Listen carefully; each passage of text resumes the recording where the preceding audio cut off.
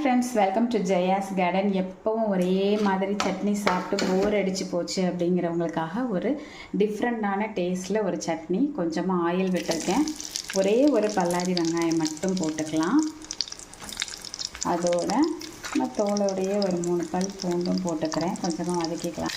ஓரளவுக்கு கண்ணாடி பதம் வந்தோடனே 4 தக்காளி இந்த மாதிரி கட் பண்ணி போட்டுக்கலாம். தக்காளி இதுக்கு கொஞ்சம் அதிகமாக போட்டாலும் நல்ல சுவை இருக்கும். எப்போவுமே தக்காளி வதங்குறதுக்கு காய்ச்சி போட்டுக்கிட்டோம் அப்படின்னா சீக்கிரமாகவே வதங்கிடும்.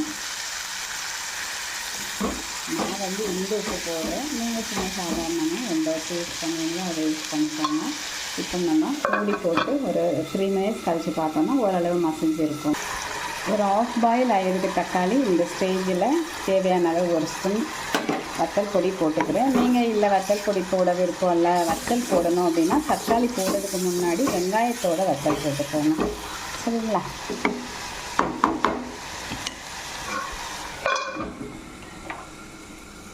பாருங்க, மசிஞ்சிருச்சு தக்காளி.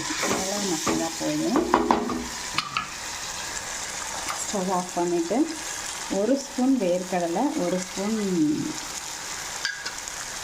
பொட்டுக்கடலை ரெண்டுமே வறுத்தது. ஸ்டவ் ஆஃப் பண்ணதுக்கப்புறமா நல்லா கிளறி விட்டுட்டு ஆற வச்சு அரைச்சிட்டு வந்துடலாம். நல்லா அரைச்சிட்டு வந்துட்டேன். நீங்கள் இதை கெட்டியாக இப்படியே வச்சு சாப்பிட்னாலும் சாப்பிட்லாம், இல்லை தண்ணி சட்னி மாதிரி வச்சுக்கிட்டாலும் நல்லாயிருக்கும். தோசை இட்லிக்கு ரொம்பவே பிரமாதமாக இருக்கும். ஒரு பாத்திரத்துக்கு மாற்றி வச்சு இப்போ நமக்கு அடுத்து உளுந்தம்பருப்பு, கருவேப்பிலை, வத்தல் போட்டு தாளித்து விட்டுடலாம். அவ்வளோதான். செஞ்சு பாருங்கள். வித்தியாசமான சுவை இருக்கும். எப்போதும் செய்கிற மாதிரி இல்லாமல் கொஞ்சம் வித்தியாசமான சுவை, டிஃப்ரெண்ட்டாக செஞ்சு சாப்பிடும்போது நமக்கும் நல்லாயிருக்கும். பிள்ளைங்களும் வீட்டில் எல்லோரும் விரும்பி சாப்பிடுவாங்க. ட்ரை பண்ணி பார்த்துட்டு கண்டிப்பாக கமெண்ட் பாக்ஸில் சொல்லுங்கள். பிடிச்சிருந்தால் லைக் பண்ணுங்கள், ஷேர் பண்ணுங்கள், கமெண்ட் பண்ணுங்கள். மறக்காமல் சப்ஸ்கிரைப் பண்ணி சப்போர்ட் பண்ணுங்கள். ஓகே, பாய்மா.